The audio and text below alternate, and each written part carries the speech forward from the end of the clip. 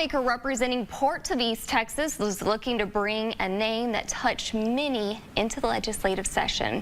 House Bill 2000, otherwise known as Audrii's Law, is a bill introduced after the murder of an 11-year-old girl named Audrii Cunningham. And as KLTV7's Tyree White tells us, this would add child grooming to the list of crimes that require registration as a sex offender.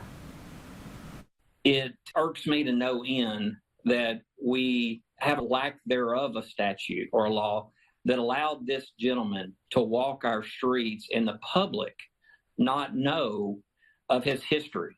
Last February, 11-year-old Audrii Cunningham never made it to her bus stop. After a week-long search, Polk County authorities pulled her body from the Trinity River. Family friend Don Stephen McDougal, who lived on the victim's property, is serving a life sentence. He pled guilty to her murder last week. It wasn't his first time preying on a minor. It jumped out off the page to me that this gentleman was not required to register as a sex offender. He was convicted in 2007. Audrii's Law was filed by District 9 State Rep Trent Ashby. The law would require those charged with child grooming or enticing a child to register as sex offenders, the same crime McDougal committed years ago.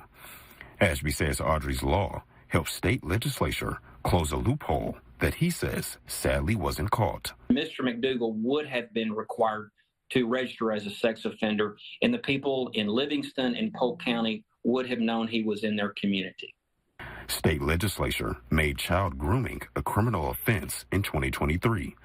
Ashby says child grooming only deals with offenses that persuade or entice children into sexual activity. Under state law, that's different than committing actual sexual activity. If passed, Ashby hopes Audrii's Law will help her memory live on and make offenders' first time preying on a child their last. Tyree White, KLTV 7 News. The legislation was filed this week. It will first be heard in House committee.